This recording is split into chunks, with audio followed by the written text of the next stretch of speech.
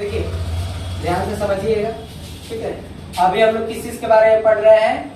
बौद्ध धर्म के बारे में, ठीक है। बौद्ध धर्म का जो शुरुआत है वो किन्होंने किया था? महात्मा बुद्ध ने, ठीक है, महात्मा बुद्ध ने। अब हम लोग पढ़ेंगे कि महात्मा बुद्ध का जीवन के परिचय, यानी उनके पिताजी का क्या नाम था, माता का क्या नाम था, उनकी पत्नी कौन थी, बेटे कौन थे, ठीक है, कैसे उन्होंने ज्ञान की प्राप्ति किया, ठीक है। तो देखते हैं हम लोग महात्मा बुद्ध का जो जन्म है वो 563 यानी 563 बीसी में, ठीक है, नेपाल का एक जगह है जिसका नाम है कपिलवस्तु, ठीक है। नेपाल का एक जगह है जिसका नाम है कपिलवस्तु। वहां पे एक गांव है, एक वन है जिसका नाम है लुम्बिनी, ठीक है। तो अगर पूछेगा कि महात्मा बुद्ध का यानी जन्म कहाँ हुआ था, तो कहाँ में हुआ था? लुम्बिनी वन में हुआ था, ठीक है। किनके घर? ठीक है, तो पूछेगा किनके घर, तो सुदोधन के घर, ठीक है, क्योंकि सुदोधन जो है इनके पिता का नाम, उनके माता जी का नाम जो है महामाया देवी, लोग इनको माया देवी भी बोलते हैं। क्या बोलते हैं? माया देवी भी बोलते हैं, क्योंकि इनका पूरा नाम जो है महामाया देवी है, ठीक है। अब एक बात हम लोग समझते हैं, ठीक है, इनके जो बचपन का नाम था, ठीक है, बचपन का जो नाम था इनका वो सिद्धार्थ था, ठीक है, बचपन का नाम सिद्धार्थ था।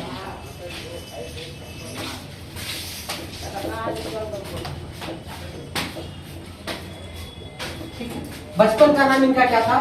सिद्धार्थ, ठीक है। जब इनके माता पिता को कोई भी संतान जो है जन्म नहीं ले रहा था, तो इन्होंने जो है काफी मन्नतें मांगी, ठीक है, जगह जगह जाकर के इन्होंने मन्नत मांगा, ठीक है। तब जाकर के काफी मेहनतों के बाद काफी समय बीत गया, उसके बाद जो है इनको एक बुजुर्गावस्था में, मतलब कहते हैं ना कि काफी उम्र बीत जाने के बाद जो है इनके घर में एक संतान जन्म लिया, ठीक है। वही आगे चल करके क्या कहलाए? महात्मा बुद्ध कहलाए। अचानक तो बुद्ध कहलाए नहीं होंगे, बचपन में उनका नाम जो है नामकरण के थ्रू जो रखा गया क्या? सिद्धार्थ, क्योंकि ये राजा का बेटा थे, तो राजा का बेटा का जो जन्म लेता है कोई उनके घर में, तो उसके लिए नामकरण की प्रक्रिया रखी जाती है, नामकरण। और नामकरण के लिए देश विदेश से राजा है तो बुलाएगा, बड़े बड़े ज्योतिष को बुलाएगा अपने बेटे का नाम रखने के लिए, ठीक है, कि ये दुनिया में क्या करेगा, संसार में क्या करेगा। तो बहुत बड़े बड़े ज्योतिष आए, उसी में से एक 12 साल का लड़का था जिसका नाम था खुदन्ना। क्या नाम था? खुदन्ना। 12 साल का लड़का था, वो भी ज्योतिषी का काम करता, ठीक है। अब समझिए, जो 12 साल का लड़का था जब उसके दरबार में आया नामकरण करने के लिए, तो बहुत सारे और भी ज्योतिष थे। कुछ ज्योतिषों ने बोला, मतलब इनके पिताजी जो थे सुदोधन, उन्होंने पूछा कि बताइए महाराज, हमारा जो पुत्र है वो आगे चल करके क्या करेगा?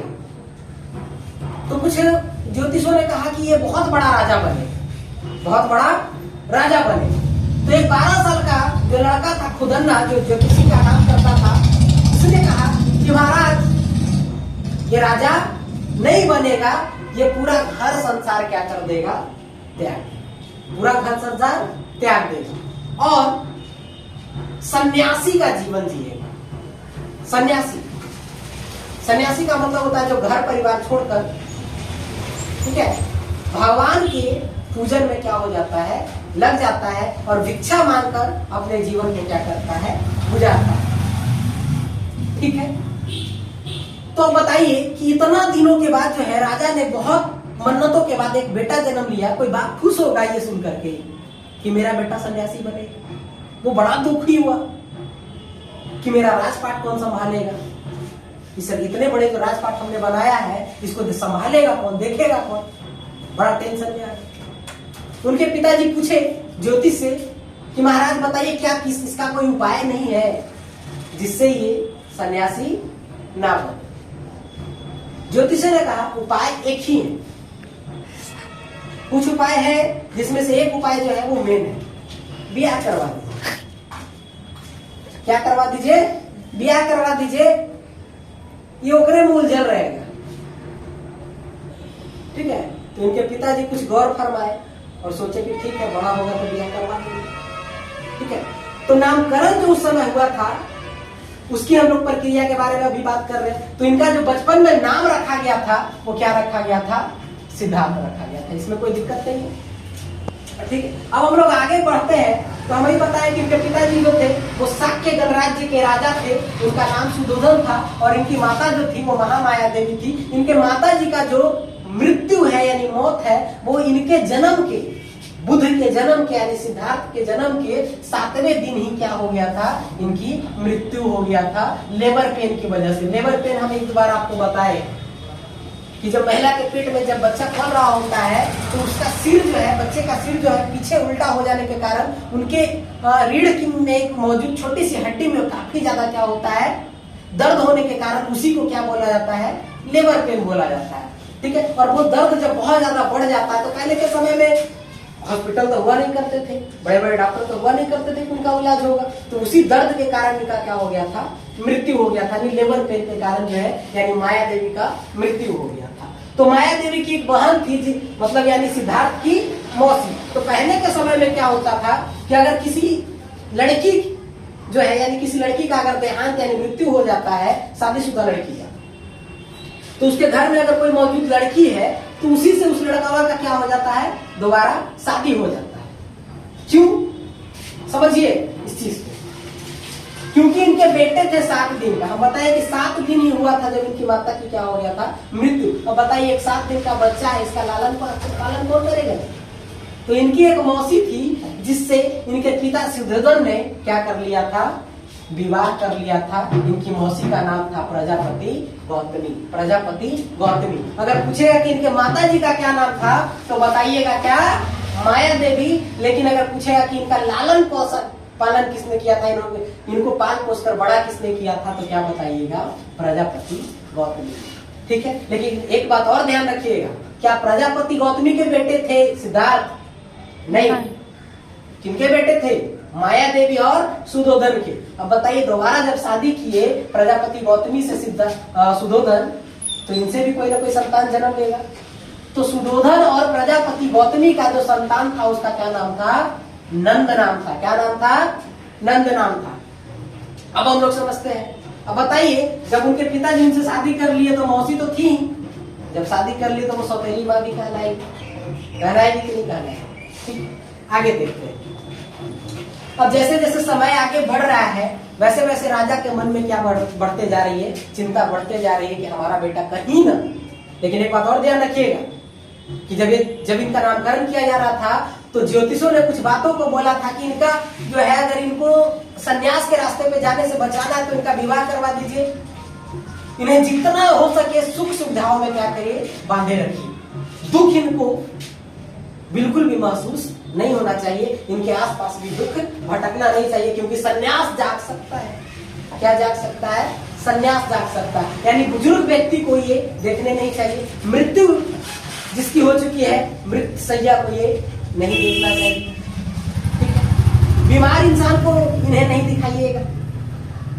ठीक है, कोई भी सन्यासी व्यक्ति को इन्हें नहीं दिखाइएगा, क्योंकि सन्यास जाग सकता है। ये सारी चीजें बताए। जैसे जैसे समय बीत रहा था, समय आया कि एक युवक महोत्सव में भाग लेने के लिए, उस युवक महोत्सव को उद्घाटन करने के लिए युवराज को जाना था। युवराज बोला जाता है, राजा का बेटा को युवराज बोला जाता है। राजा का बेटा को क्या बोला जाता है, युवराज बोला जाता है। ठीक है, तो युवक महोत्सव का जो उद्घाटन करते हैं वो युवराज ही करते हैं। कौन करते हैं, युवराज करते थे, क्योंकि राजा का बेटा था तो इन्हीं को जाना था। और अभी भी आप लोग देखते हैं कि जब प्रधानमंत्री राष्ट्रपति जब निकलते हैं तो जिस रोड से निकलते हैं वो पूरा रोड क्या करवा दिया जाता है, खाली करवा दिया जाता है। और रोड के किनारे किनारे क्या लगाया जाता है, फोर्स लगा दिया जाता है, पुलिस बल लगा दिया जाता है, ताकि राजा को यानी प्रधानमंत्री या राष्ट्रपति को कोई खतरा न हो। उसी तरीके से जब राजा जो है, राजा का बेटा युवराज जब निकले तो पूरे मोहल्ले में, पूरे राज्य में क्या पिटवा दिया गया, ये बातें रखी गई, ढोल पिटवा दिया गया कि कोई भी मृत सैया जो है जिस रास्ते से गुजरेंगे युवराज, उस रास्ते से कोई भी मृत सैया गुजरना नहीं चाहिए। कोई भी वृद्ध व्यक्ति यानी बूढ़े व्यक्ति या बूढ़े इंसान जो है दिखना नहीं चाहिए। कोई भी बीमार इंसान दिखना नहीं चाहिए। कोई भी सन्यासी दिखना नहीं चाहिए। ठीक है, कोई भी कोई भी पीले पत्ते दिखाई नहीं देना चाहिए, सूखा हुआ पत्ता दिखाई नहीं देना चाहिए, गंदगी दिखाई नहीं देना चाहिए। ये सारी बातें थी। लेकिन कहा गया है कि ऊपर वाले को जो मंजूर है उसे कोई टाल नहीं सकता। ठीक, जब ये निकले युवक महोत्सव में भाग लेने के लिए तो एक बहुत बड़ा काफिला निकला इनके साथ, रथ पे सवार होकर के युवराज जो है निकले। रथ जो है चलाने का जो काम करता है उसे सारथी बोला जाता है, रथ हाँकने का काम करता है उसे क्या बोला जाता है, सारथी। और उस सारथी का नाम था चन्ना। सारथी का क्या नाम था, चन्ना। और जिस घोड़े से वो रथ चल रहा था उस घोड़े का नाम था कंठक। घोड़े का क्या नाम था, कंठक या कंठक भी बोली, ठीक है। घोड़े का क्या नाम था, कंठक, और सारथी का नाम था चन्ना। निकले, ठीक है। एक चीज और ध्यान रखिएगा, ठीक है, जब ये निकले ना तो उनसे पहले जो है एक चीज और ध्यान रखिएगा कि इनके पिताजी ने ये सारी व्यवस्था क्यों बनाए रखी थी, ताकि इन्हें किसी भी तरीके का कोई ऐसा चीज ना दिखे जिससे इनके मन में क्या जाग सके, संन्यास जाग सके, ठीक है। और क्या बोला था बचपन में ज्योतिषों ने, इनका विवाह करवा दीजिएगा। तो हम बताए अभी थोड़ा देर पहले कि इनका विवाह जो है एक सुंदर सी कन्या, एक 16 साल की सुंदर सी कन्या जिनका नाम था यशोधरा, उसी से 16 साल की उम्र में इनका क्या कर दिया गया था, विवाह कर दिया गया, ठीक है। और इस लड़की को, यशोधरा को बोला गया था कि मेकअप वेकअप करके एकदम सज धज के दिन भर एक अपने आप में उलझे रहना, अपने आप में इसको क्या करे रखना, उलझाए रखना, ताकि ये इधर उधर की बात ना करे और बाहर निकलने की बात ना करे। एक दिन भर बेचारी यशोधरा मेकअप वेकअप करके एकदम बढ़िया बढ़िया लहंगा उंगा पहन के, चुन्नी पहन के दिन भर इन्हीं के आसपास में क्या रहती थी, बैठा रहती थी बेचारी, ताकि इनका मन क्या रहे, भला रहे। शराब पिलाया जाता था इनको ताकि ये इधर उधर की बात ना कर सके, ठीक है। दिन भर अपने महल में व्यस्त रहे। और ये कहा जाता है कि इनके महल में जब राजाओं ने कहा था कि इन्हें कोई दुख, ज्योतिषों ने जब कहा था कि इन्हें किसी भी तरीके का कोई पीड़ा दुख महसूस नहीं होना चाहिए, तो इनके पिता ने इनके हर मौसम के लिए अलग अलग क्या बनवाया था, घर बनवाया था। ठंडे के लिए अलग घर, गर्मी के लिए अलग घर, बरसात के लिए अलग घर, यानी हर मौसम के लिए अलग अलग घर बनवाया गया था, ताकि गर्मी में इनको गर्मी महसूस नहीं हो, ठंड में ठंड महसूस नहीं हो, बरसात का पता ना चले, सूखे पत्ते का पता नहीं चले, पीले पत्ते का पता नहीं चले, इन्हें किसी भी तरीके का कोई दुख महसूस नहीं होना चाहिए, ठीक है। अब हम लोग बात करते हैं युवक महोत्सव का, क्योंकि थोड़ा सा छूट गया था तो हम लोग पीछे चले गए थे। युवक महोत्सव में जब ये पार्टिसिपेट करने के लिए जा रहे थे, उस महोत्सव में भाग लेने के लिए जा रहे थे, तो इनका जो साथी है चन्ना, वो इनको रथ पे सवार होकर के क्या हुआ, निकला, ठीक है। जब निकला, महल से बाहर निकला, थोड़ी देर आगे बढ़ा, जो नहीं देखना चाहिए था वो देखने का शुरुआत जो है, संयोग जो है बनना शुरू हुआ। सबसे पहले इन्होंने एक वृद्ध व्यक्ति को झुक करके चलते हुए क्या किया, देखा। वृद्ध व्यक्ति, बूढ़े व्यक्ति को, ठीक है, ध्यान से सुनिए, वृद्ध व्यक्ति। अब ये चन्ना को रुकवाए कि चन्ना रथ रोको। बताओ ये इंसान जो है झुक करके क्यों चल रहा है, ये इंसान झुक कर क्यों चल रहा है? बताए महाराज हमें बताने की इजाजत नहीं है, हमें राजा जी ने बताने से सख्त मना किया, ठीक है। युवराज ने कहा खबरदार अगर नहीं बताया तो तुम्हारे घर तुम्हारा सर जो है धड़ से अलग कर दिया जाएगा। अब बताइए किसी के गर्दन पे आप तलवार सटा दीजिएगा, उसका तो आधा परिश्रम निकल जाता है जी। वो बेचारा डर के मारे बताए, ठीक है, बताना शुरू किया कि महाराज ये जीवन का आखिरी पड़ाव है, ये जीवन का एक ऐसा पड़ाव है जो हर इंसान के जीवन में आता है, ठीक है।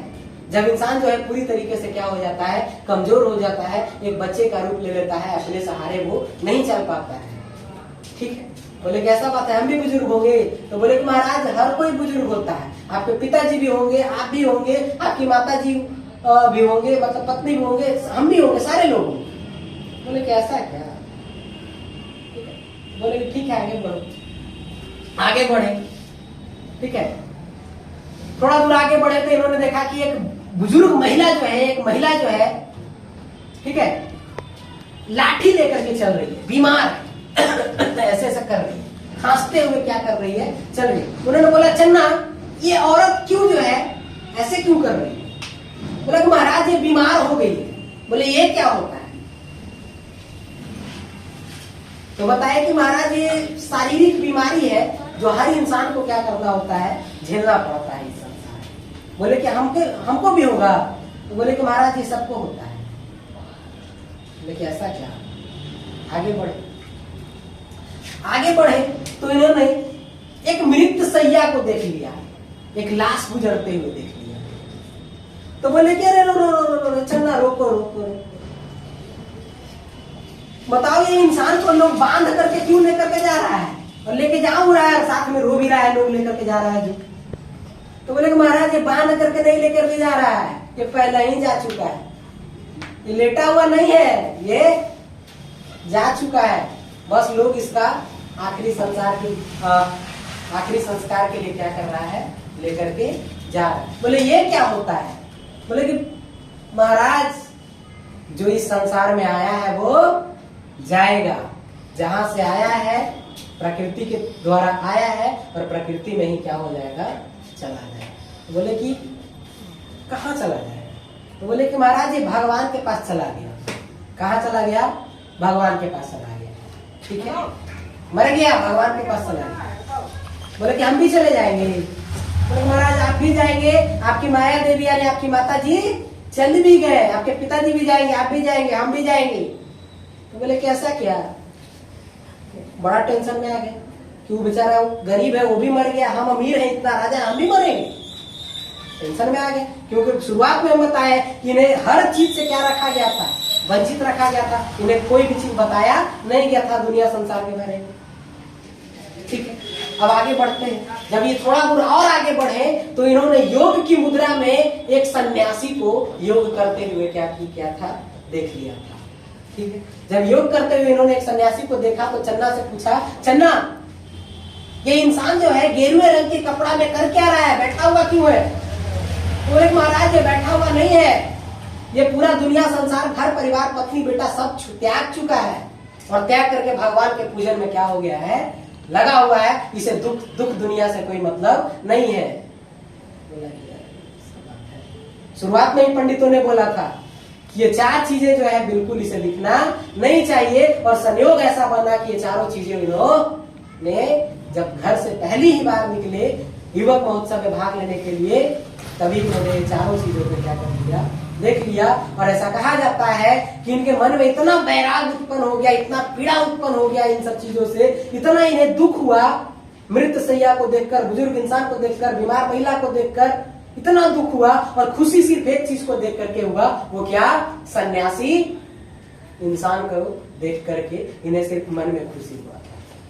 उन्होंने कहा जाता है कि उसी समय उन्होंने चन्ना को कहा कि वो चन्ना रथ को मोड़ दो, और ऐसा कहा जाता है कि युवक महोत्सव में भाग लेने के लिए नहीं गए थे। और उसी रात जब ये घर वापस लौट कर आए थे तो उसी रात को इन्होंने घर क्या कर दिया था, 29 साल की उम्र में, 29 साल यानी 29 ईयर की एज में इन्होंने गृह त्याग कर दिया था, गृह त्याग कर दिया था। ठीक है, लेकिन एक बात और ध्यान रखिएगा, जब ये गृह त्याग किए थे तो हम बताए थे कि उनकी शादी एक 16 साल की लड़की से हो चुकी थी। जब शादी हो चुका था तो इनका बेटा भी हुआ होगा। ठीक है, बेटा हुआ था तो उनका बेटा का नाम जो है राहुल रखा गया था। क्या नाम रखा गया था? राहुल रखा गया था।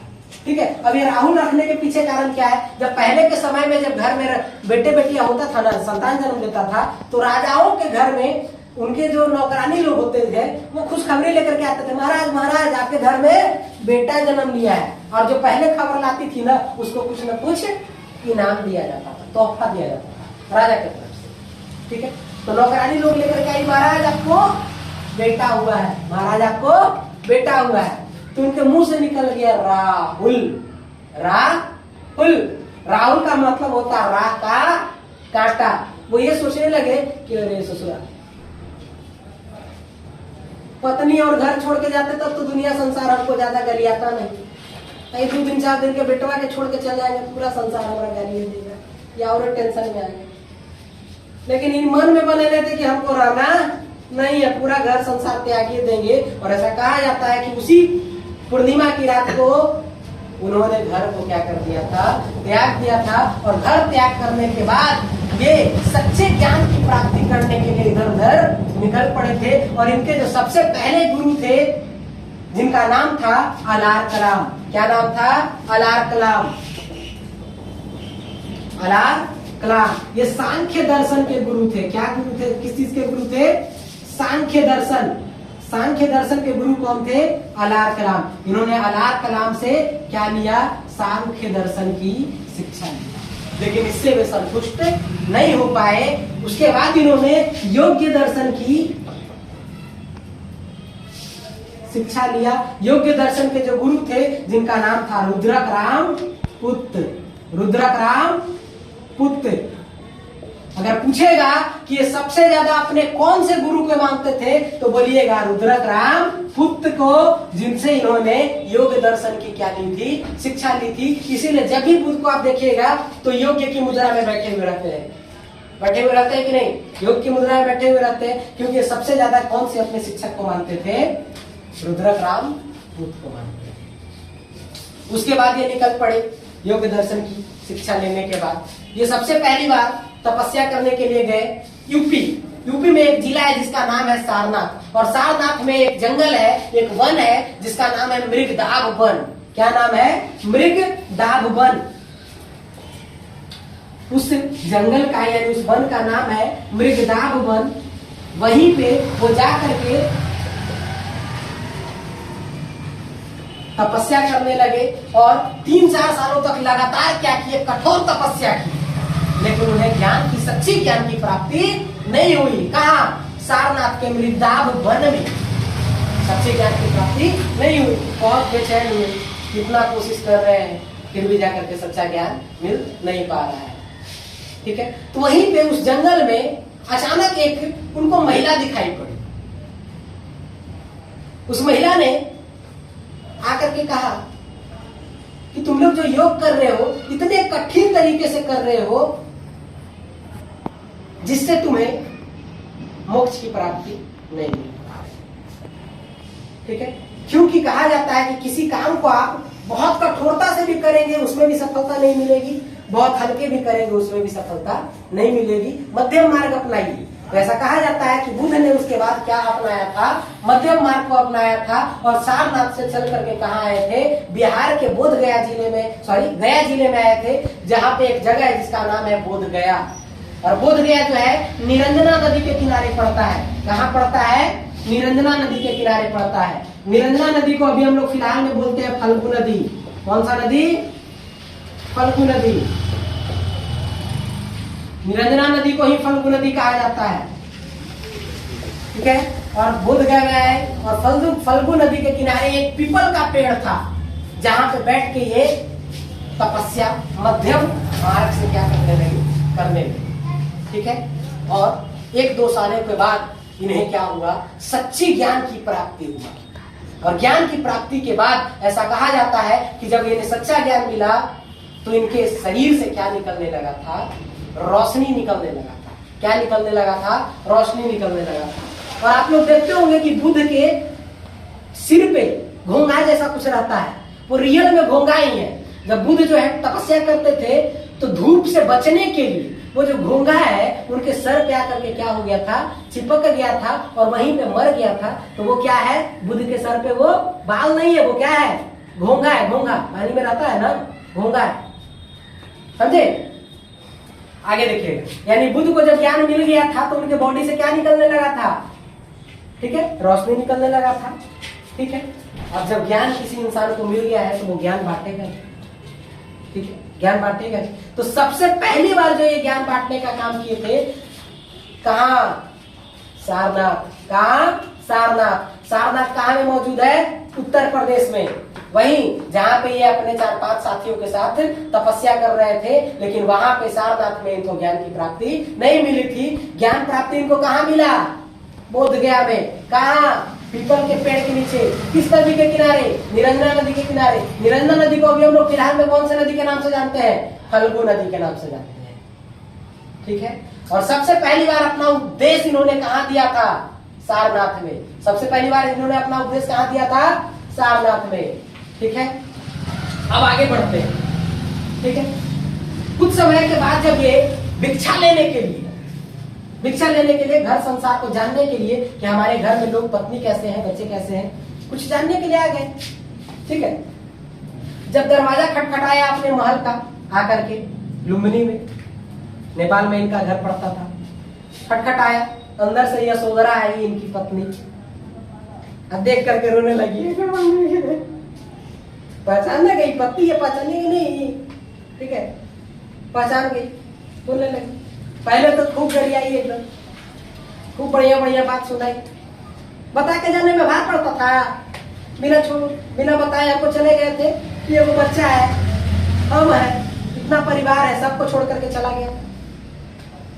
उन्होंने एक बात कहा जो ध्यान से सुनिएगा, उन्होंने कहा कि यशोधरे तुम ध्यान से देखो, गया कोई और था, आया कोई और है। गया कोई और था, आया कोई और है। गया था सिद्धार्थ, आया कौन है? बुद्ध बन के आया है। यानी ज्ञान प्राप्ति के बाद उन्हें किस नाम से जाने जाना लगा था? बुद्ध के नाम से जाने लगा था। ठीक है, ज्ञान प्राप्ति के बाद उन्हें बुद्ध के नाम से जाने जाना लगा था। और बुद्ध को एक और नाम दिया जाता है, तथागत। क्या? तथागत। ठीक है, बुद्ध का मतलब क्या होता है? तथागत, जिन्हें सच्चे ज्ञान की प्राप्ति मिल चुकी है। ठीक है, आगे बढ़ते हैं। ठीक है, और जब ये ज्ञान बांटने की प्रक्रिया में एक समय आया था जब ये कहाँ गए थे? कुशीनगर गए थे। कहाँ गए थे? कुशीनगर। कुशीनगर में एक कुंडा नाम का लोहार रहता था, जो इनका क्या था? शिष्य था। कुंडा, क्या नाम था उसका? कुंडा। ठीक है, कुंडा नाम का एक लोहार रहता था। तो उन्होंने, क्योंकि काफी रात हो जाने के कारण उन्हीं के यहाँ वो क्या रह गए, उस रात को क्या हो गए थे? ठहर गए थे, क्योंकि सुबह होगा फिर दूसरे जगह चले जाएंगे। तो उसका नाम था कुंडा। ठीक है, वो लोहार था, पेशे से वो क्या था? लोहार था। और ऐसा कहा जाता है कि वो बुद्ध का जो है वो आखिरी रात था, क्योंकि कुंडा ने जो खाना खिलाया था, कहीं कहीं ऐसा लिखा हुआ रहता है कि उस खाने में जो है जहर मिला दिया गया था, या कहीं कहीं ऐसा लिखा हुआ रहता है कि कुंडा ने सुअर का मांस खिला दिया था, और कहीं कहीं ऐसा लिखा हुआ रहता है कि इन्होंने जहरीला मशरूम खा लिया था, जिसके कारण इनके पेट में काफी ज्यादा क्या होने लगा था? दर्द होने लगा था। और दर्द जब उठा तो ये नदी में नहाने के लिए गया, स्नान करने के लिए गया, फ्रेश होने के लिए आदमी जाता है कि हो सकता है कुछ ठंडा महसूस हो। तो उसके जब स्नान करके निकले तो इनके पेट में इतना दर्द बढ़ गया कि सहन नहीं कर पाए, और वहीं पे उनका क्या हो गया था? मृत्यु हो गया था। कहाँ में? कुशीनगर में। कुशीनगर कहाँ में है? उत्तर प्रदेश में। यानी इनका जो मृत्यु है 483 यानी 483 BCE में इनका जो है क्या हो गया था? मृत्यु हो गया था। ठीक है, और मृत्यु को बौद्ध धर्म में क्या कहा गया है? महापरिनिर्वाण। महापरिनिर्वाण कहा गया। बौद्ध धर्म में बुद्ध के मृत्यु को कहा गया है महापरिनिर्वाण। महापरिनिर्वाण का मतलब होता है मोक्ष का प्राप्ति, यानी पूरी दुनिया संसार के दुखों से क्या हो गया? वो मुक्त हो गया। अब एक बात बताइए, उनके माता जी की मृत्यु कब हुई थी? जन्म के 7वें दिन। उसके बाद उनका लालन पालन कौन किया था? उनकी मौसी प्रजापति गौतमी ने। प्रजापति गौतमी और सुधोधन से जो संतान जन्म लिया था उसका क्या नाम था? नंद नाम था। इन्होंने कितने साल की उम्र में गृह त्याग किया था? 29 साल की उम्र में गृह त्याग किया था। कितने सालों तक तपस्या करने के बाद इनको ज्ञान मिला था? 6 वर्ष तक लगातार तपस्या करने के बाद, 6 वर्ष तक तपस्या करने के बाद इन्हें ज्ञान की क्या हुई थी? प्राप्ति हुई थी।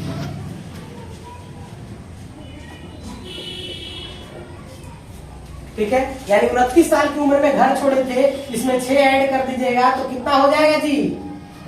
35 साल की उम्र में इन्हें क्या हो गया था? ज्ञान की प्राप्ति हो गया था। और लगभग 80 साल की उम्र में इनकी क्या हुई थी? मृत्यु हुई थी।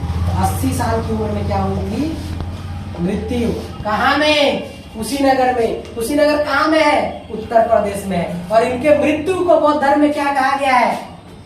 महापरिनिर्वाण। महापरिनिर्वाण का मतलब क्या होता है? मोक्ष की प्राप्ति। ज्ञान प्राप्ति को बौद्ध धर्म में क्या कहा गया है? बुद्ध के ज्ञान प्राप्ति को कहा गया है महाभिनिष्क्रमण। महाभिनिष्क्रमण यानी बुद्ध के ज्ञान प्राप्ति को बौद्ध धर्म में महाभिनिष्क्रमण कहा गया है। कोई दिक्कत है? नहीं ना? ठीक है।